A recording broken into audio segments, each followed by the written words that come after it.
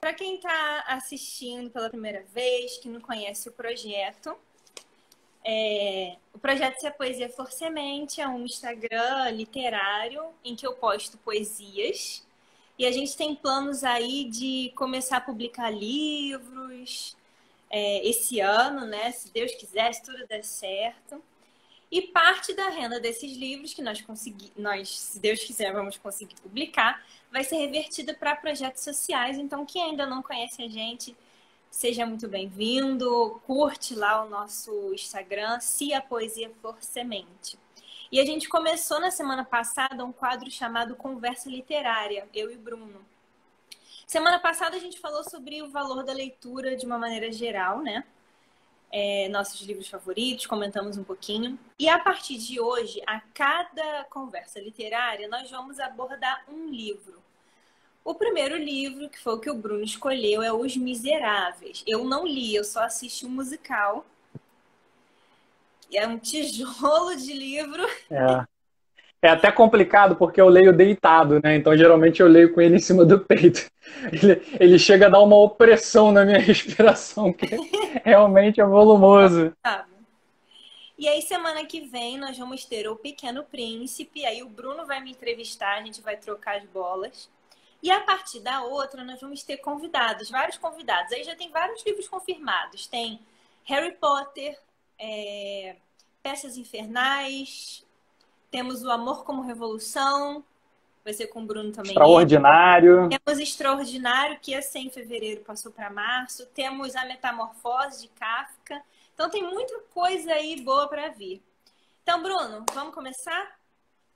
Vamos, O livro, então, é Os Miseráveis, é um clássico de Victor Hugo. E para começar, eu vou fazer a primeira pergunta. Por que você escolheu Os Miseráveis? E aí, antes de você responder, que eu sei que quando você começar a responder, você vai falar um monte de coisa, eu já vou emendar uma outra pergunta. Do que se trata o livro? Por que você escolheu e do que se trata? Conta um pouco aí pra gente. Faz uma contextualização histórica aí do livro, por favor. Então, eu li Os Miseráveis há aproximadamente uns 4 anos atrás, ou 5, se não me falha a memória. Era uma época em que eu estava numa intensidade muito grande de leitura, ou acadêmica, ou de livros espíritas. E eu estava, confesso assim, um pouco enjoado dos dois tipos de literatura. E aí eu comecei a procurar uma grande obra, um romance de referência de algum autor clássico. E aí, na internet, entre indas e vindas, eu me lembrei do Victor Hugo e comecei a buscar quais eram os livros de autoria dele e encontrei lá, entre muitos sites, a indicação do livro Os Miseráveis. Eu lembro que nessa época eu comecei a ler vários livros também dos assuntos mais variados. Foi a época que eu li, por exemplo, Em Busca de Sentido, do Viktor Frankl, que eu li aquele livro também, li também do Rolomei, acho que O Homem em Busca de Si Mesmo. E aí, nessa época, eu tomo contato aí com Os Miseráveis. E aí é interessante porque lá no site que eu encontrei, a referência, tinha vários comentários falando muito bem do livro. Tinha uma menina, salvo engano, que falou que essa leitura marcou muito a vida dela. E eu faço até uma referência aqui à importância da gente, quando ler algo que nos toca e que a gente gosta muito, que a gente acha que pode ser uma leitura inspiradora para outras pessoas, que a gente fale, que a gente convide, que a gente compartilhe essas nossas impressões com as outras pessoas, porque foram essas pessoas comentando lá no site que me aguçaram ainda mais a curiosidade, né? Então, uma coisa que a gente sempre faz, tanto eu quanto ele, né? Eu e você, a gente sempre está divulgando livros aqui nos nossos Instagrams, nos stories, das nossas leituras. A gente está sempre divulgando aí o que a gente lê de bom. Tanto no meu perfil lá, né, o Bruno L. Quinta, quanto no Se a Poesia For Semente, a gente está sempre compartilhando aí leituras, trechos, páginas. Enfim, o livro chegou e eu comecei a folhear ele assim, a a obra, no caso, essa edição que eu tenho, ela é muito bonita, né? É muito, muito bem trabalhada, muito bem acabada. E comecei.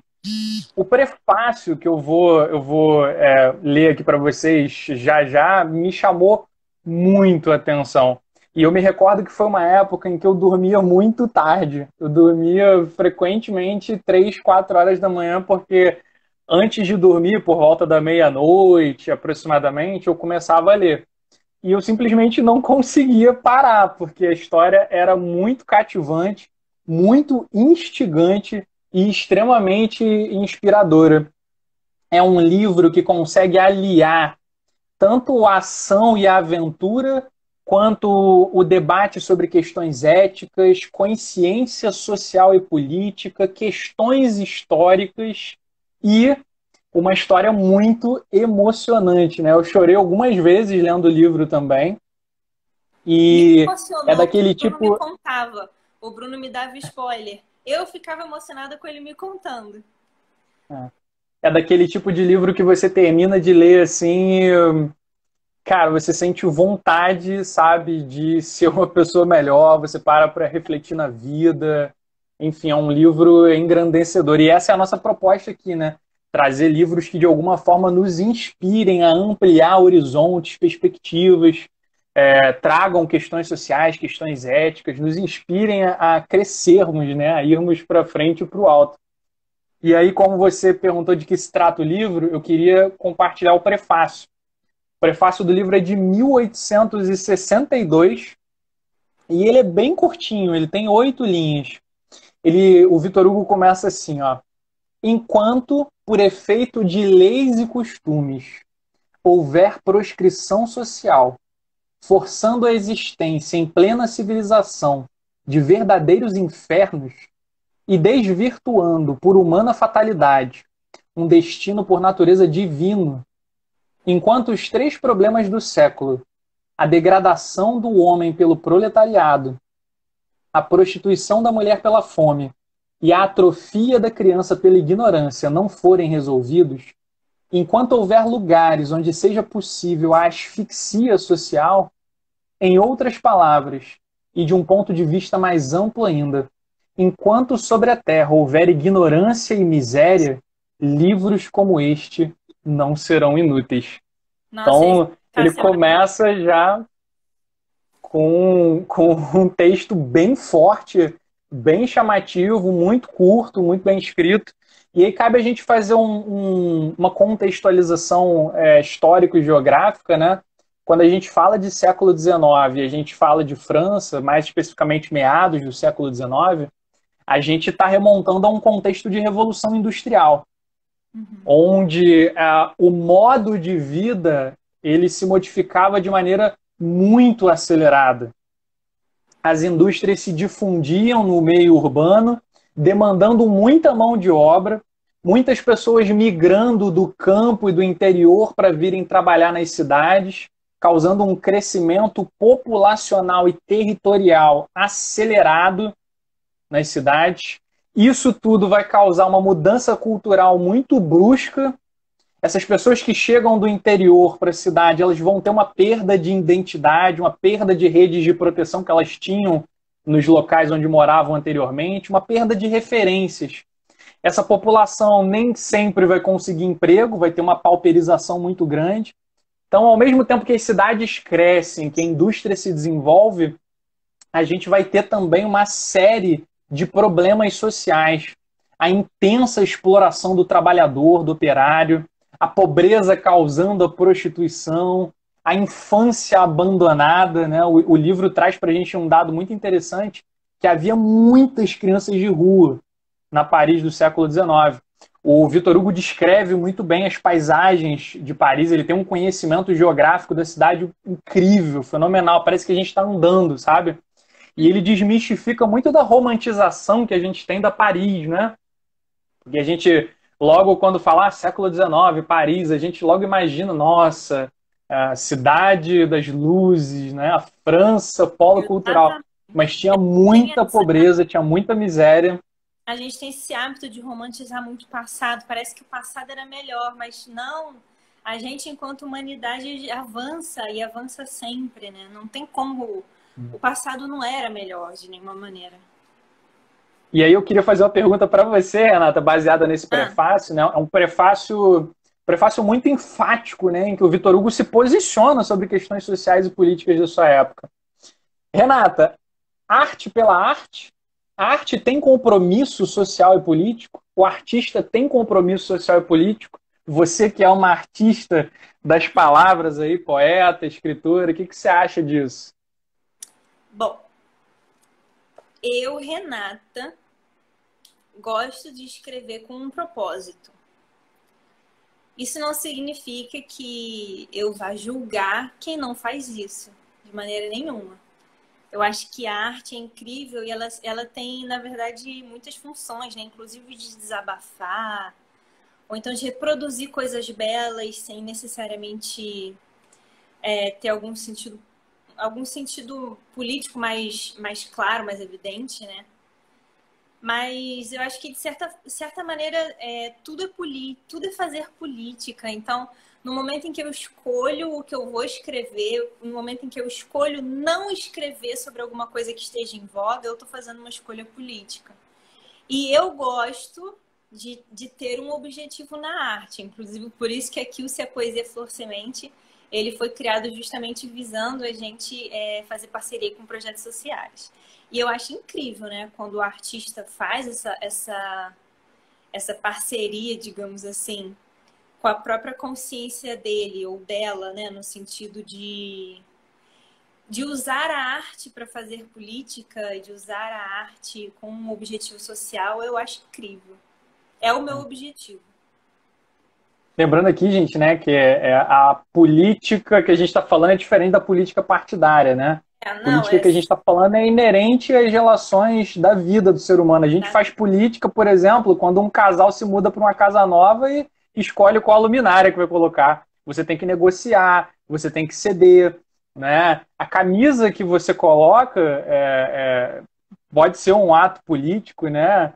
Então, as nossas posturas, as nossas falas, o que a gente escolhe escrever, o que a gente deixa de escrever, mostram muito sobre as nossas visões de mundo e não deixam de ser atos políticos, não partidários, né? exatamente. E aí, só para responder para você, o que o Vitor Hugo acha disso?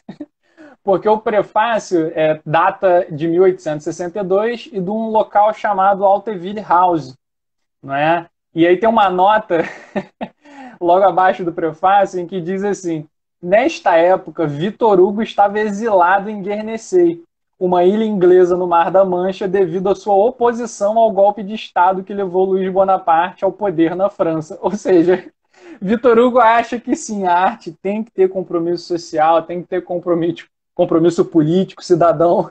Então ele termina de escrever o livro em alto exílio por discordar de como as coisas estavam sendo feitas no seu país.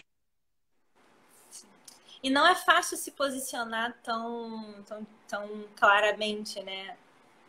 São muitas barreiras que a gente tem que vencer. Uma delas, o medo, por exemplo. Dependendo de quem você for, né? Por exemplo, você escolher não falar sobre feminismo é um ato político.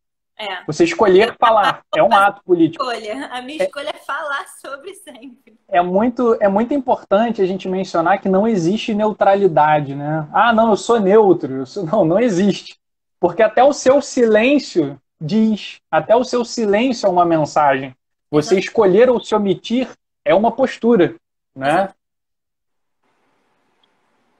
E aí, tem também, eu queria falar um pouco sobre a figura central do livro, porque todo livro Essa, tem ou essa era a minha personagens. essa era a minha próxima pergunta. Inclusive, deixa eu só falar uma coisa. Eu acho que a minha internet está um pouquinho lenta. Bruno, se eu falar por cima de você, você me perdoa. Ah, Mas a minha próxima pergunta era justamente essa. Quem são os personagens principais? Se você poderia descrever os personagens principais, eu sei que tem um personagem que é o principal, que você já deve começar falando sobre ele.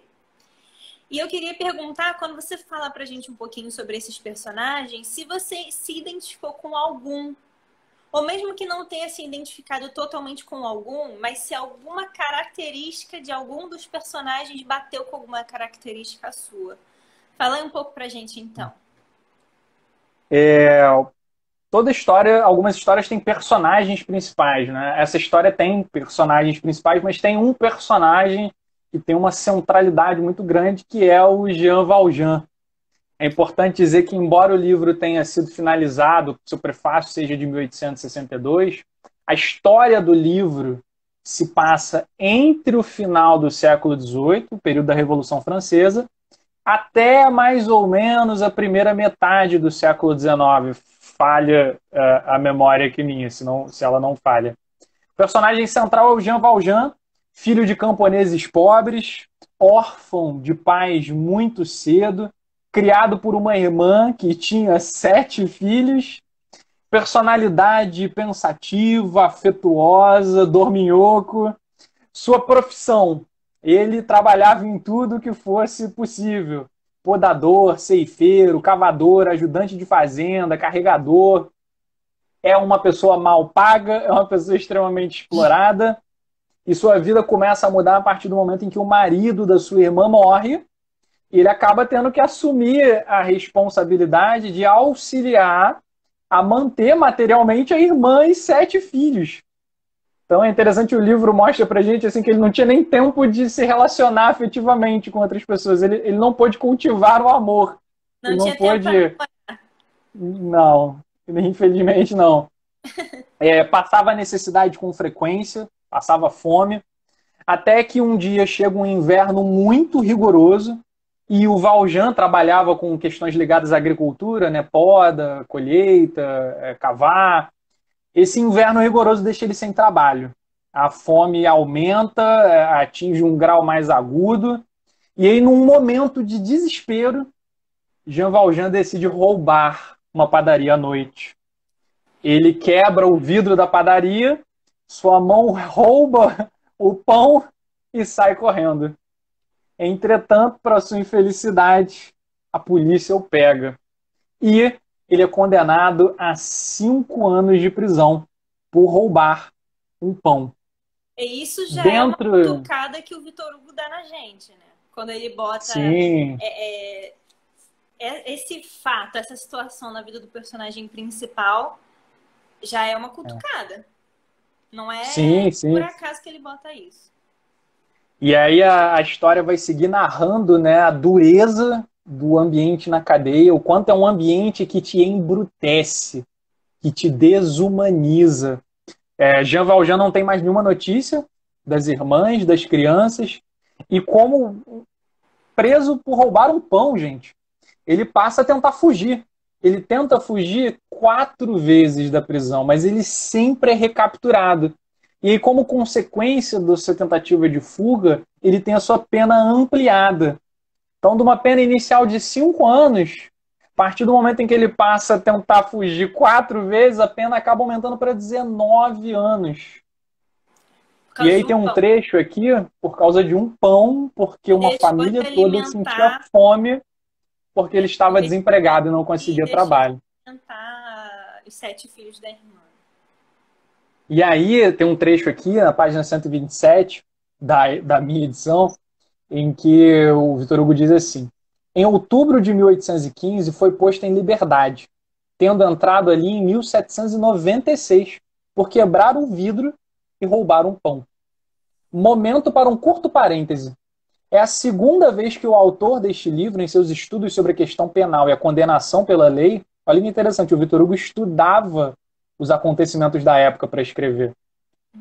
Se depara com o roubo de um pão como origem da catástrofe de um destino. Claude Goard roubara um pão. Jean Valjean tinha roubado um pão. Uma estatística inglesa constata que em Londres, de cada 5 roubos, 4 têm como causa imediata a fome. Remetendo àquele contexto, né, que eu falei, histórico, de um crescimento urbano muito acelerado, uma pauperização muito grande da população. E aí o autor continua: Jean Valjean entrou para as galés soluçante e trêmulo. Saiu de lá impassível. Entrou desesperado e saiu sombrio. O que se passou naquela alma? E aí, numa nota de rodapé, o Vitor Hugo coloca que o personagem Jean Valjean foi inspirado em Pierre Morin, que teve prisão decretada por roubar um pão. Essa história foi a inspiração para o autor. E aí, isso gera para a gente um debate sobre uma questão que ainda é contemporânea, que é o encarceramento em massa. Né? A gente vê prisões superlotadas, e tem até um trecho nos Miseráveis, eu anotei aqui, que o Vitor Hugo ele menciona que o nome que os presos davam para a prisão era Le Collège, o colégio. Por quê? O prisioneiro muitas vezes entrava como Jean Valjean, uma pessoa até ingênua, né? Uma pessoa insegura, e saía de lá sombrio, brutalizado. Né? Então, é uma discussão para nós. Para que existe o sistema penal? O sistema penal e carcerário ele existe para que não exista a pena de morte. Então, façamos uma analogia. O indivíduo contrai uma doença muito grave. A gente pode até usar o exemplo da Covid. O que acontece quando o indivíduo contrai Covid? Ele tem que ser isolado da sociedade. Por quê? Porque ele a coloca em risco, podendo transmitir essa doença e, enfim, levando outras pessoas a sofrerem ou a morrerem. Então, ele é isolado temporariamente para que ele possa se recuperar. A partir da sua recuperação, ele pode voltar a se socializar, conviver em sociedade. Essa metáfora, de maneira imperfeita, ela é muito aplicável ao sistema prisional. O indivíduo tem algum tipo de patologia, porque ou de dificuldade social, dificuldade psicológica muito grave, ele é capaz de cometer um crime, às vezes crimes leves, que não necessariamente precisariam de encarceramento, mas poderiam ter outras medidas punitivas que não levassem para o ambiente da cadeia, que é muito ruim, né? Ou a gente tem uma cadeia que, de fato, recupera. Só que não é isso que a gente vê. Inclusive, os livros do Drauzio Varela, né, aquela trilogia dele, Carcereiros, Prisioneiras, Estação Carandiru, ainda não li, mas já vi alguns capítulos de curiosidade, não ressocializam, não melhoram a pessoa, certo? Então, Os Miseráveis, com o Jean Valjean, o Vitor Hugo, traz para nós essa discussão. O sistema prisional ele precisa reintegrar, ressocializar. É óbvio que o indivíduo precisa ser penalizado pelo crime que ele cometeu, mas justiça não quer dizer vingança, não é? A cadeia existe para não existir a pena de morte. Então a gente tem que parar para refletir sobre as questões, parar para debater, para ler as pessoas que escrevem sobre isso e tomar contato, né? Se informar para que a gente possa, como cidadão, colaborar, né, com o debate. E é interessante, Bruno, a gente pensar que, não querendo entrar no mérito legal, mas por que ele roubou um pão? Porque tinha 7 crianças para alimentar que dependiam dele, e porque ele ganhava muito mal.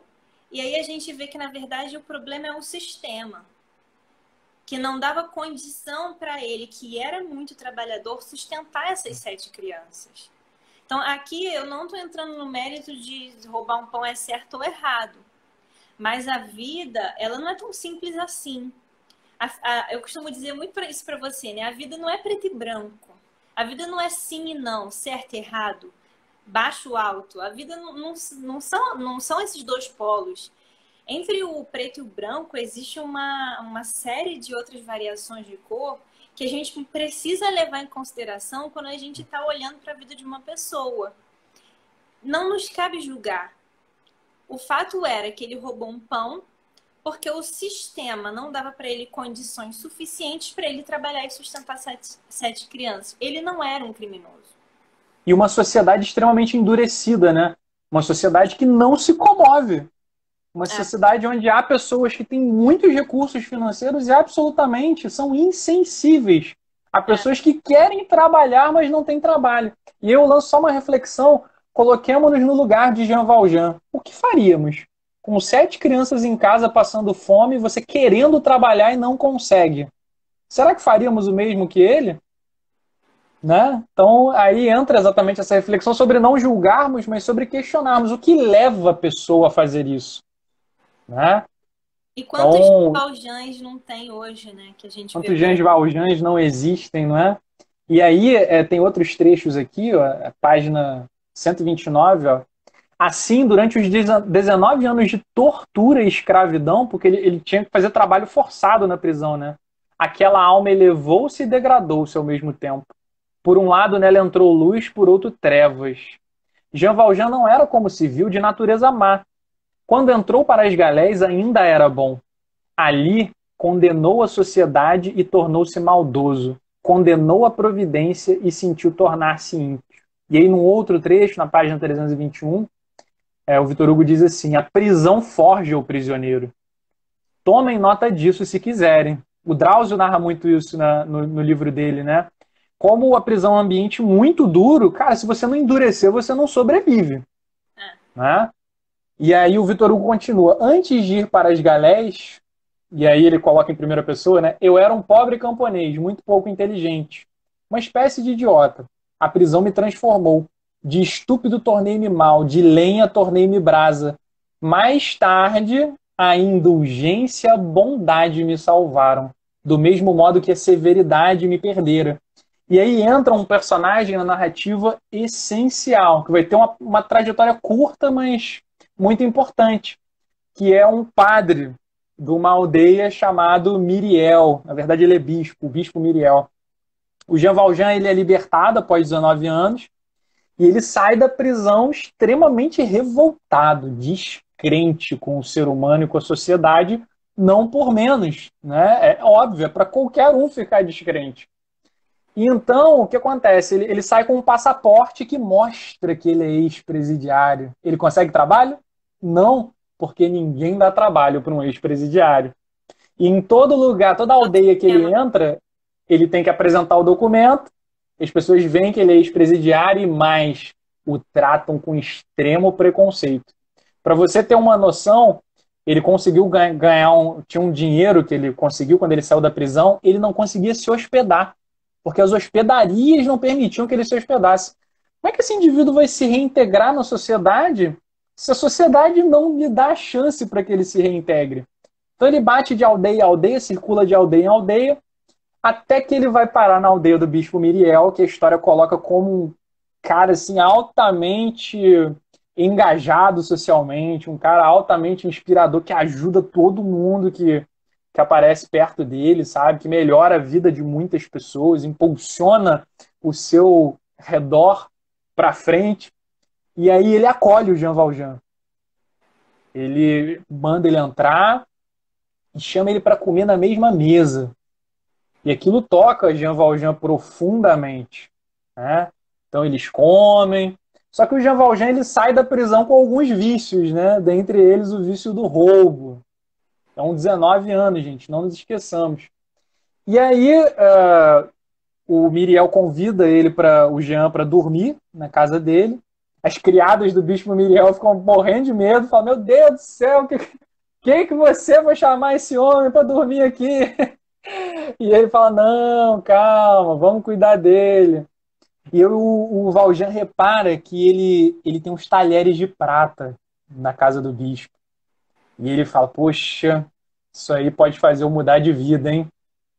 E aí, durante a noite, essa é uma cena muito emocionante, muito bem escrita. O Jean Valjean ele entra igual um gatuno, devagarzinho, silencioso, no quarto do padre para roubar os talheres e castiçais de prata, que era o único bem de valor que tinha na casa do bispo. O bispo era muito simples. E aí, quando ele vai pegar a prata, a nuvem que era noite de lua, a nuvem sai de trás da lua e o luar ilumina o rosto do bispo. Aí o Valjean olha para o rosto do bispo e ele vê como aquela fisionomia bondosa. E aquilo machuca tanto ele fala: caramba, eu vou roubar uma pessoa que está me ajudando. Só que ele estava condicionado. E a gente não se descondiciona de uma hora para outra sem muita ajuda. Ele rouba os talheres. Só que a gente vai reparar uma característica do Jean Valjean: ele é atrapalhado na fuga. E na fuga, a polícia o pega. E aí, né, naquela época, a legislação lá, o livro pelo menos diz isso, né, que quem fosse pego pela segunda vez em crime seria condenado à prisão perpétua. Seria o fim da vida dele. E aí a polícia pega ele e traz ele para o bispo. E essa é uma cena também sensacional. O Vitor Hugo descreve muito bem, de uma maneira muito gostosa, muito agradável. E aí os guardas pegam o Jean Valjean e atiram ele na frente da casa do bispo e falam, olha, pegamos ele roubando. E aí? Aí o bispo, ele chega para o Jean Valjean e fala, mas meu filho, por que você não levou os castiçais também, que estavam guardados no armário? Poxa, eu te dei os talheres, mas você esqueceu de levar os outros. Não, guardas, ele não estava me roubando, não, eu dei para ele. Isso aqui foi para ajudar ele a recomeçar a vida dele. Aí os guardas, né, falam, é verdade isso? Aí o Jean Valjean, assustado, né, ele nunca até então tinha visto alguém ajudando ele. E aí o Jean Valjean confirma e o bispo fala, não, vocês podem se retirar. E aí os soldados se afastam e eu vou ler o trechinho aqui, na página 145. Jean Valjean sentiu-se como quem fosse desmaiar. O bispo aproximou-se dele e disse-lhe em voz baixa, não se esqueça, jamais se esqueça de que me prometeu empregar este dinheiro para tornar-se um homem de bem. Jean Valjean, que não tinha lembrança alguma de ter prometido o que quer que fosse, ficou sem saber o que dizer. O bispo carregara nas palavras que proferiu e retomou com solenidade. Jean Valjean, meu irmão, lembre-se de que já não pertence ao mal, mas sim ao bem. É sua alma que acabo de comprar. Furto-a aos maus pensamentos e ao espírito de perdição, para entregá-la a Deus. E ele se despede do Jean Valjean. Gente, eu me arrepio todo. O Jean Valjean sai dali destruído psicologicamente. Ele sai dali, se eu não me falha a memória, ele fica até com febre. Ele sai dali muito mal, muito mal. Né? A gente sabe que acontecimentos assim, que mexem muito com o nosso psicológico, com a nossa emoção, eles têm efeitos fisiológicos muito fortes. Bruno, antes de você continuar, eu me lembrei de uma frase que eu li essa semana. Se eu não me engano, é uma frase da Anne Frank, mas eu não consegui confirmar. Mas a frase é muito bonita, independentemente da autoria. Eu não lembro exatamente as palavras, mas dizia mais ou menos assim. Como que é impressionante como uma única vela é capaz de desafiar toda a escuridão. Que foi o Albert Schweitzer. O Albert Schweitzer tem uma frase também, na verdade eu acho que ele pega do Gandhi, se não me falha a memória, está na biografia dele, Albert Schweitzer por ele mesmo. Ele diz que uma alma convertida verdadeiramente ao amor é capaz de arrastar muitas outras almas, né? E é interessante. Exemplo de Gandhi, por exemplo. É importante essa reflexão para a gente trazer para a nossa vida, assim, né?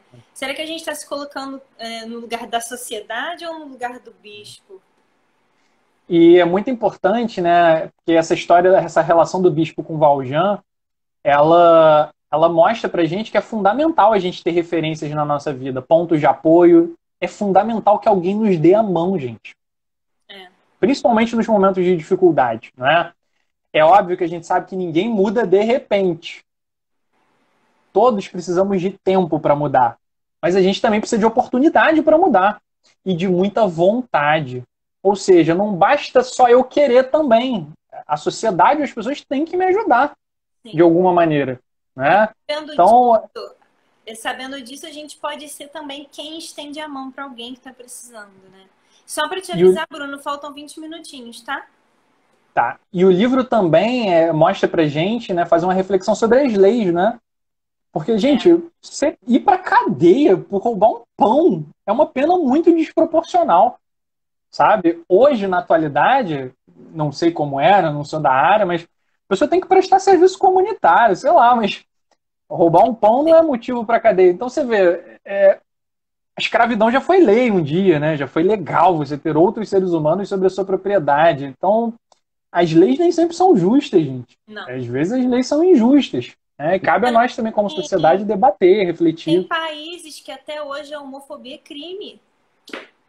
É Sim. inconcebível isso. Inconcebível. Ela não é crime ainda, né?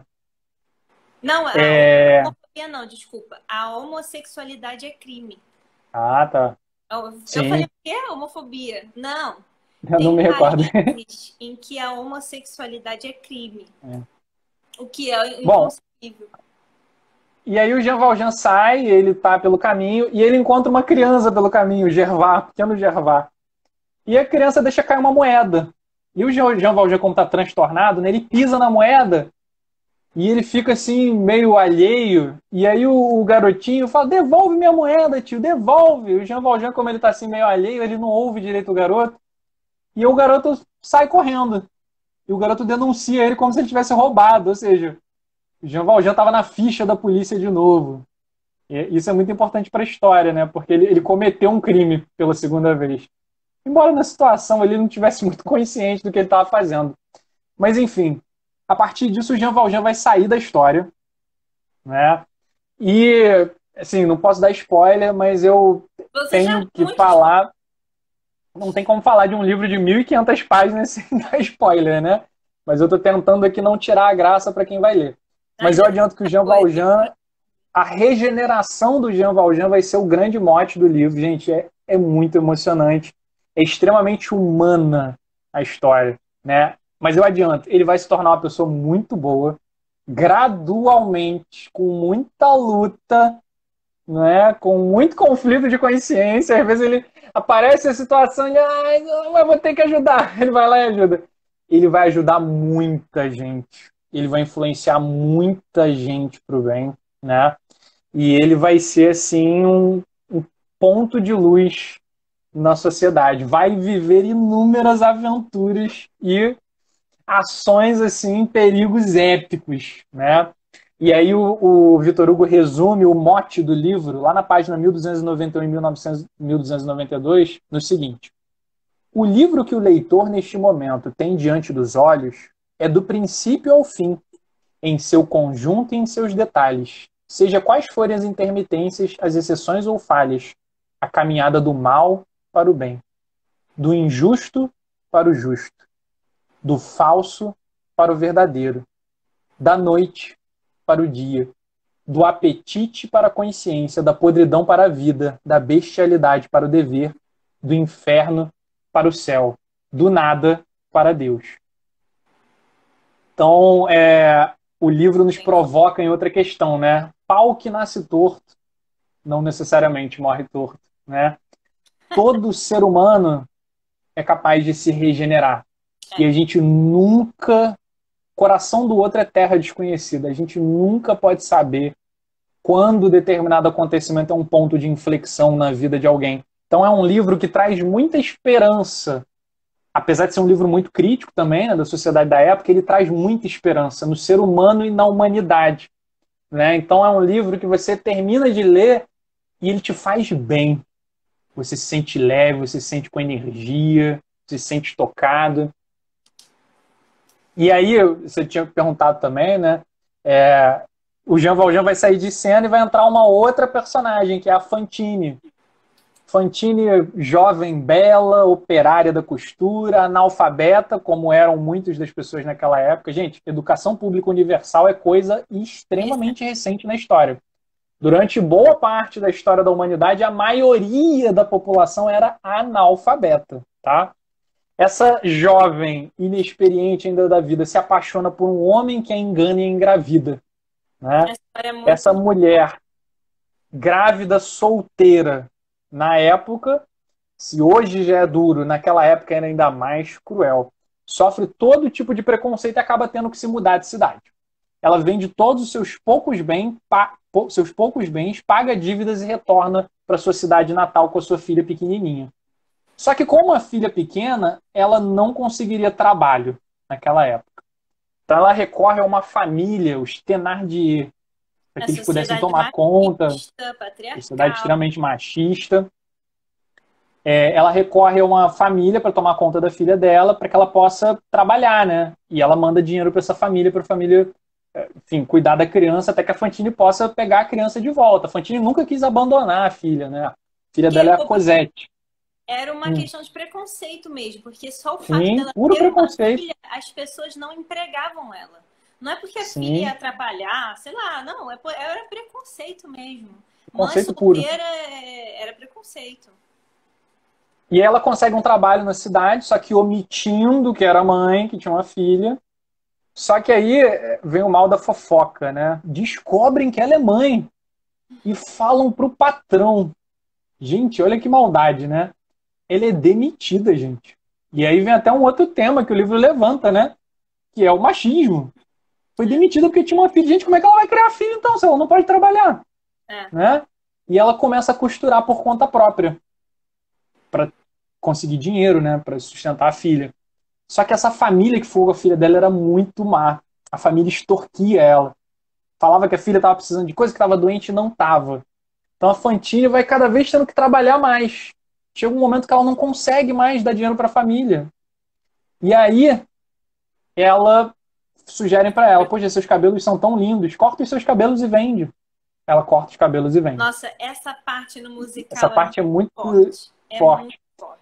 E aí, mas leiam o livro, que o livro é melhor ainda. Mas também vejo um musical. E aí, chega um momento que o dinheiro acaba de novo e o trabalho não está dando conta. E falam para ela: nossa, Fantine, seus dentes são tão lindos da frente. Arranca eles. A gente te paga. Ela arranca os 2 dentes da frente. Ah, é horrível. E aí, ela vai descendo, né, na vida, vai sofrendo cada vez mais. E chega um momento que ela não tem mais nada para fazer. E ela não quer deixar a filha passando necessidade. Ela começa a se prostituir. Cara, e aí vem o que o Vitor Hugo escreve no prefácio. Partes do musical. Eu não li, né, mais uma vez. Eu vi o musical. Para mim, essa é uma das piores partes, assim. Mas é uma crítica, sabe? É uma crítica muito forte, um debate muito relevante para a gente fazer ainda na atualidade, né? E aí a filha dela fica com essa família cruel, só que ela encontra um homem e faz esse homem prometer que vai pegar e vai cuidar da filha dela, e ela morre, a Fantine. Os personagens principais são o Jean Valjean, a Fantine, a filha dela, Cosette, o Javert, que é um policial, e o Marius. Cruzam, né? A vida deles se cruza. O livro está estruturado em 5 partes, né?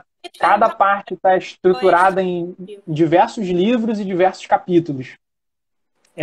A primeira parte chama-se Fantine, e narra a maioria dessas coisas que eu já falei. A segunda parte do livro chama-se Cosette, que é a filha dela. Mas, gente, numa parte não aparece só um personagem, não, né? Todos os personagens aparecem em quase todas as partes. A terceira parte se chama Marius. A quarta parte, que para mim é uma das partes mais épicas do livro, chama-se O Idílio da Rua Plumet e a Epopeia da Rua Saint-Denis. E a quinta parte se chama Jean Valjean. Então, cada parte não é... Reforçando, cada parte não é exclusiva para um único personagem, né? E tem diversas cenas, assim, emocionantes no livro. Tem uma cena em que o Jean Valjean está sendo perseguido pelo Javert nas ruas de Paris à noite. E o Vitor Hugo descreve muito bem. As ruas não tinham iluminação em todos os pontos, né? Só nos pontos principais. Então só tem a luz da lua. E o Jean Valjean vai andando só pela parte da rua que tem sombra. E chega num momento em que ele fica encurralado, né? E ele tem que salvar uma criança também. E o que vai acontecer, né? Tem a parte do livro 4, né, que é a Epopeia da Rua Saint-Denis, que vai mostrar um caso real que aconteceu, né, que foi o conflito civil de 1832 em Paris. O Jean Valjean no meio de uma batalha para salvar uma pessoa que estava lá. A cena final com o Jean Valjean, Marius, a Cosette, é de desmanchar assim, qualquer um lendo, de chorar. Tem outros trechos também muito interessantes a luta do Jean Valjean com uma gangue lá, o caso Champmathieu, os conflitos de consciência, o Jean Valjean fugindo pelos esgotos de Paris. Enfim, é impressionante. Uma outra coisa também... Oi, fala. Se você não me interrompeu, eu vou igual um trem desgovernado, Renata. Eu sei. É que eu quero aproveitar. já tá faltando 10 minutinhos, eu queria te fazer mais algumas perguntas. Eu queria saber, e eu pergunto isso de propósito, porque eu sei o que você vai falar. Eu queria saber, porque até agora você só falou bem, né? Livro é incrível. Eu quero saber se você tem alguma crítica ao livro. Porque não é porque é um clássico e que a gente não pode também criticar algum ponto, né? E assim, pensar sobre coisas que de repente a gente discordaria. ressaltar aqui a importância do pensamento crítico, né? O que é a crítica, gente? A crítica é uma avaliação. A crítica pode ser uma avaliação de algo bom ou de algo que não está bom e precisa ser melhorado, né? O pensamento crítico é a capacidade da gente enxergar pessoas e coisas de maneira questionadora, né? Não ter medo de questionar, não ter medo de discordar, não importa quem seja a figura. Todo ser humano, por mais genial que seja, é um ser humano. E todo ser humano é limitado pelo seu tempo e pelo lugar onde vive, né? Todo ser humano tem lacunas, por mais genial que seja, repito, né? Então a gente não deve concordar com tudo, a gente deve ler sempre separando coisas que, pô, isso aqui eu escreveria diferente. Só tem uma coisa que eu mudaria no livro, por isso eu daria só 9,8 para ele, né? Não 10. Por quê? Tem uma cena de suicídio no livro. E é de um personagem importante, né, para a história. É de um personagem importante, não é de nenhum dos personagens assim mais principais, é de um personagem mais periférico, mas ele se suicida e aquilo fica no ar, sabe?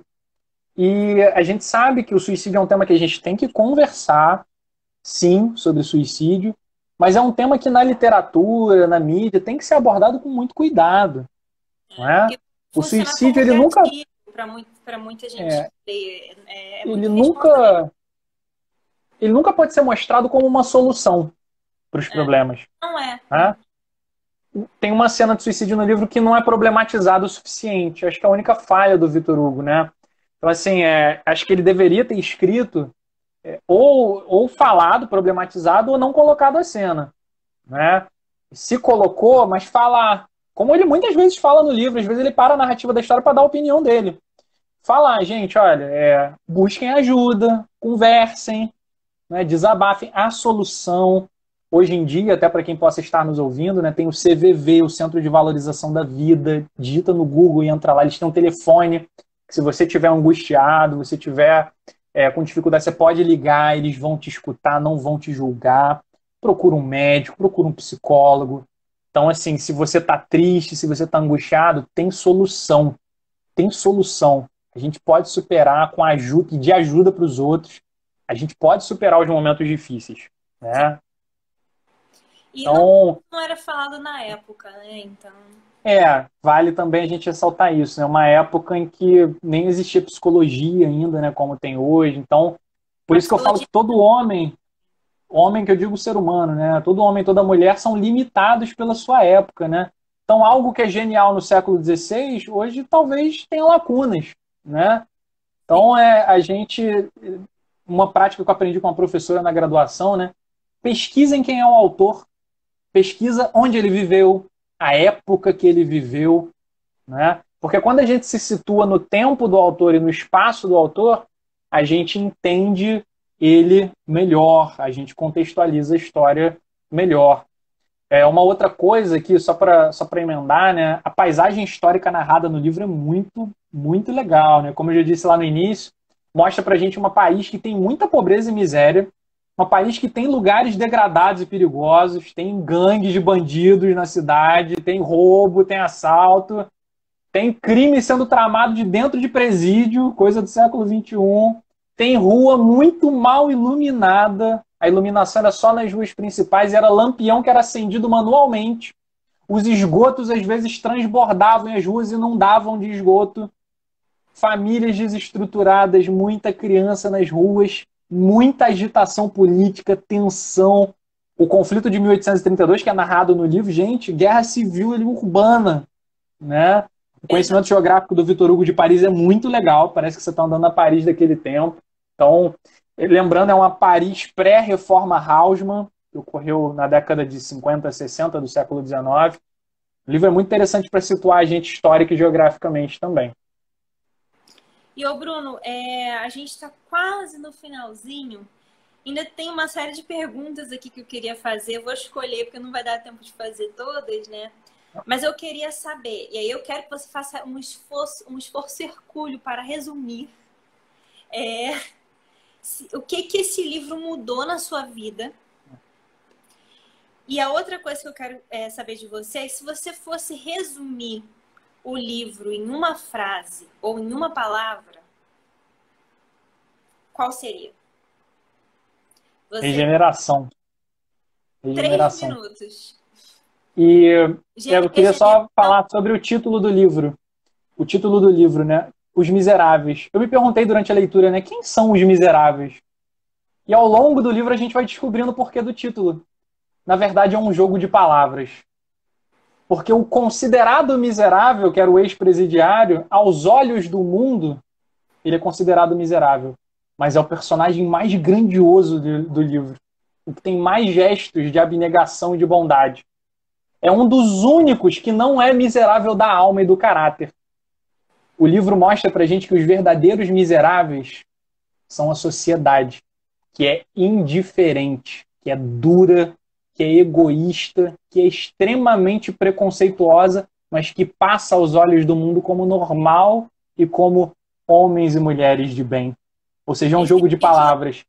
Quem a gente acha que é o miserável, na verdade é o verdadeiro homem de bem. E quem a gente acha que é homem de bem, na verdade é miserável, é preconceituoso, é egoísta, é duro, né? Então, assim, cara, o livro gera muita reflexão social. Óbvio que isso foi um resumo muito, muito pobre de tudo que acontece. Eu recomendo que vocês leiam.